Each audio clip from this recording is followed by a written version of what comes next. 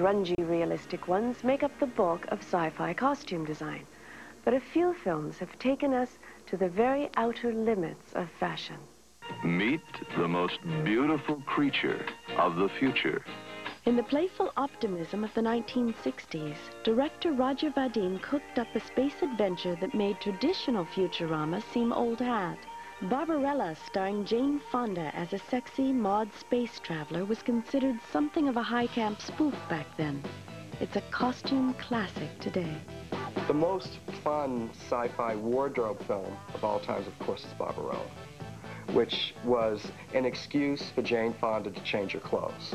Could you hand me a garment? And I think just everybody wanted to have a good time on that one. Designed not by a Hollywood costume designer, but French fashion designer Paco Rabanne, Barbarella incorporated Rabanne's revolutionary use of plastics and metals, which deeply influenced mod styles of the 60s. Quintessentially late 60s Paris runway, the world seemed to be taking off in unimaginable, exciting directions, and Paco Rabanne really responded to that with these extraordinarily forward-thinking sort of moonwalk clothes. This is a man who, 30 years ago, before anybody thought about linking metal together, linking surfaces, linking materials that don't really necessarily conform to the physical form. Although Paco Rabanne failed to win even an Oscar nomination for his groundbreaking designs, it's hard to imagine anyone outdoing his Barbarella costumes.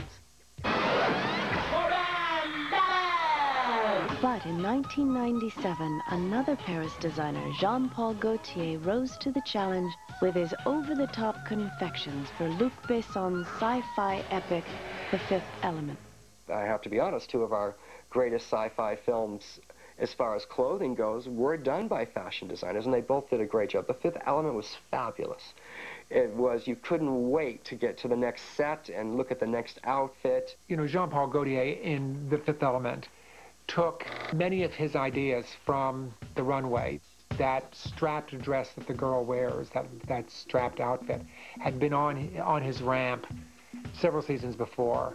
No fault. Great outfit. Glad to see it again. And to put Bruce Willis in a orange stretch t-shirt with no back, I mean, who else in the world could have convinced him to do that? I mean, that in itself is a feat. It's a very nice ad. You like it?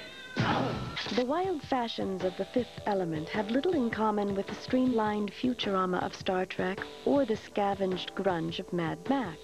But all three basic visions of future clothes have one thing in common.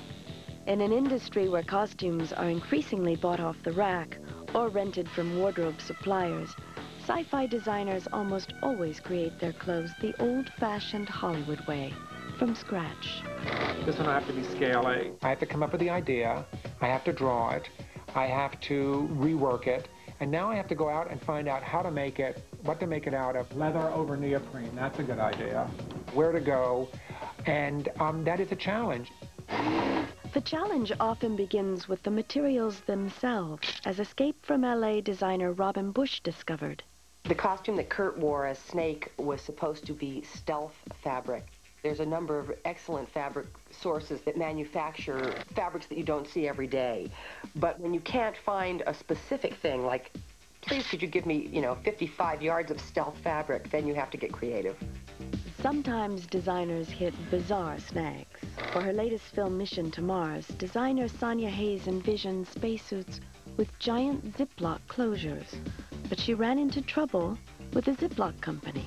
I was hoping that I can use it because it's such a great closure. They said no, that's not what Ziploc is meant to be. It's for sandwiches, not for clothes. I was like, okay.